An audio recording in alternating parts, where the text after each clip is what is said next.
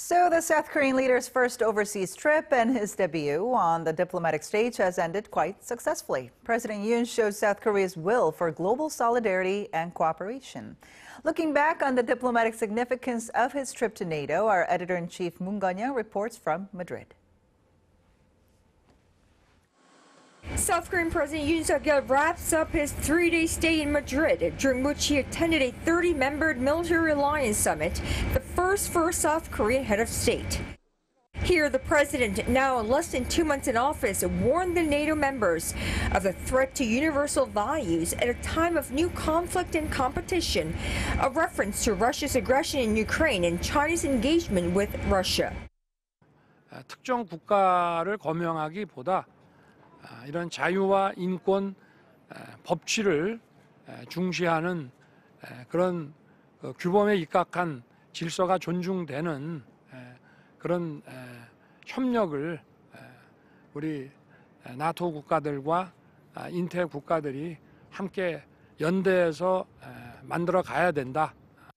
South Korea's approach to NATO comes as the alliance is looking towards the Indo-Pacific, a new focus that Yoon's aides say the president welcomes.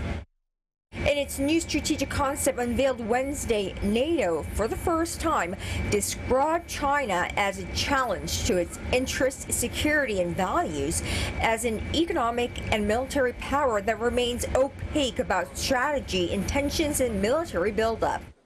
Beijing's envoy in Seoul fumed over the Western alliance's labeling of China as systemic challenge.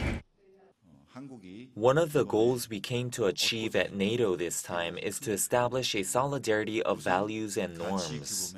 As the security situation of one region can spill over to the rest of the world, there is a clear need for countries around the globe to cooperate to together resolve an issue. Experts agree that this reflects the Yoon administration's awareness of how the current security challenges the world is facing go far beyond the immediate challenges of North Korea, as we continue to see a concerted attempt to undermine democratic values globally.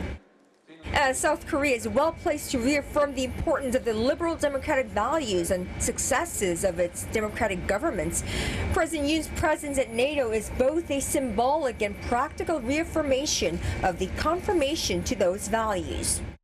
16 diplomatic engagements, big and small, over the course of 3 days. No immediate feat, if you ask, but at the end of the day, I believe we've taken the right step forward in smoothly carrying out summit diplomacy for the next 5 years. But this is just the beginning for President Yoon. Like his security advisor said, perhaps his decision to make the NATO summit his very first foreign trip perhaps reflects the situation South Korea and President Yoon stand in geopolitics, that a gray zone is no longer allowed. President Yoon will have to balance his relations with U.S. and China while dealing with a belligerent North Korea developing nuclear arms and missiles while improving ties with Japan. Moon Connyoung, Arirang News, Madrid.